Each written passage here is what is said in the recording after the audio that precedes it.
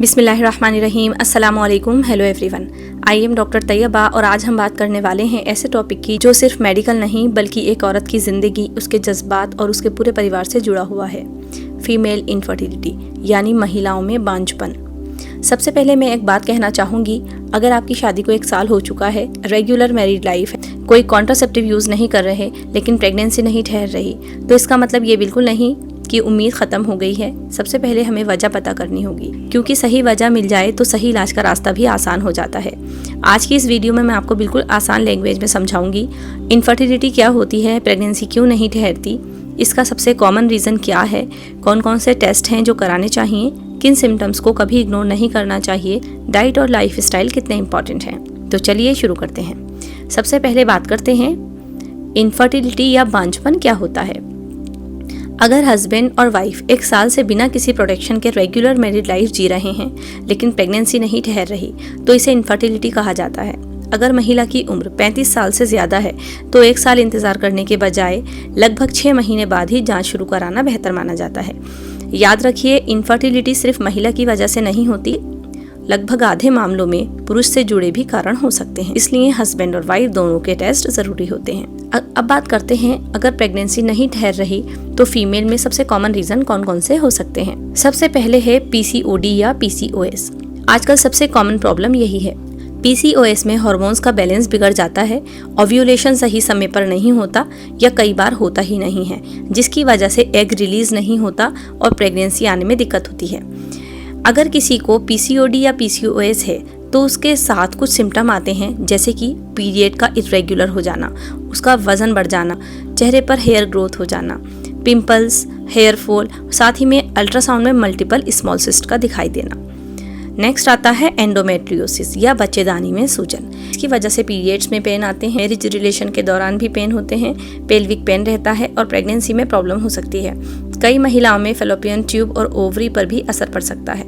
Third आता है PID. ये बच्चेदानी, फैलोपियन ट्यूब्स और पेल्विक ऑर्गन्स का इन्फेक्शन होता है।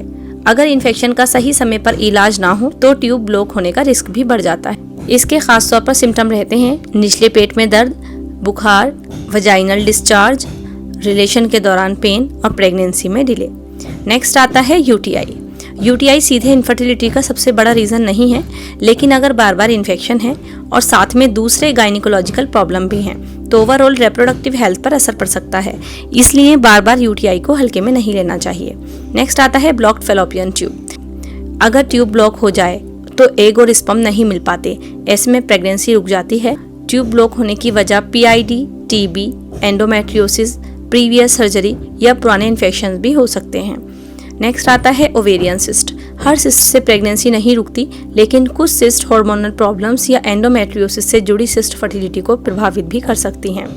नेक्स्ट आता है फाइब्रॉइड, जिसे हम बच्चेदानी की गांठ के नाम से जानते हैं। अगर फाइब्रॉइड बच्चेदानी के अंदर की जगह को इफेक्ट कर रही हो तो एम्ब्रियो के इम्प्लांट होने में दिक्कत आ सकती है, लेकिन हर फाइब्रॉइड का इलाज ऑपरेशन नहीं होता, ये उसकी साइज और लोकेशन पर भी डिपेंड करता है। इसके बाद आता है हार्मोनल प्रॉब्लम, जैसे कि thyroid, prolactin, insulin resistance, vitamin D deficiency, ये सभी प्रेगनेंसी में डिले का कारण बन सकती हैं। अब बात करते हैं इनफर्टिलिटी में कौन कौन से टेस्ट कराने चाहिए। महिलाओं के लिए पेल्विक अल्ट्रासाउंड, टीवीएस एंड साथ ही में follicular monitoring, AMH, TSH, prolactin, LH, FSH, blood sugar, vitamin D, vitamin B12, CBC, SCG, HSG और ज़रूरत पड़ने पर ट्यूब खुली है या नहीं ये देखने के लिए एचएसजी भी करा सकते हैं। हालांकि पुरुषों के लिए भी कुछ हार्मोनल टेस्ट कराए जाते हैं, लेकिन सबसे पहले सीमन एनालिसिस। अब बात करते हैं लाइफ स्टाइल कितना इंपॉर्टेंट है। अगर प्रेगनेंसी प्लान कर रहे हैं तो सबसे पहले लाइफ स्टाइल ठीक कीजिए। सबसे पहले हेल्दी वेट रखिए, रोज़ वॉक कीजिए, एक्सरसाइज कीजिए, स्ट्रेस कम कीजिए, 7 से 8 घंटों की नींद ज़रूर लीजिए, स्मोकिंग और अल्कोहल से दूर रहिए। अगर पीरियड्स बहुत इरेगुलर हैं, बार बार मिसकैरेज हो रहा है या पेल्विक पेन रहता है या शादी को 1 साल हो गया, 35 साल से ऊपर उम्र है और 6 महीने से प्रेगनेंसी नहीं ठहर रही या हस्बैंड की रिपोर्ट में प्रॉब्लम है, तो देर मत कीजिए। जितनी जल्दी सही डायग्नोसिस होगा उतनी जल्दी सही ट्रीटमेंट शुरू होगा। मेरी प्यारी बहनों, कभी भी खुद को दोष मत दीजिए।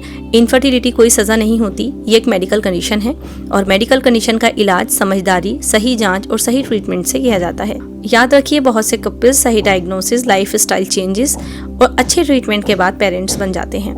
इसलिए उम्मीद का दामन कभी नहीं छोड़िए। अगर ये वीडियो आपके लिए हेल्पफुल रही हो तो इसे हर उस कपिल तक ज़रूर पहुंचाइए जो इस सफ़र से गुजर रहा है।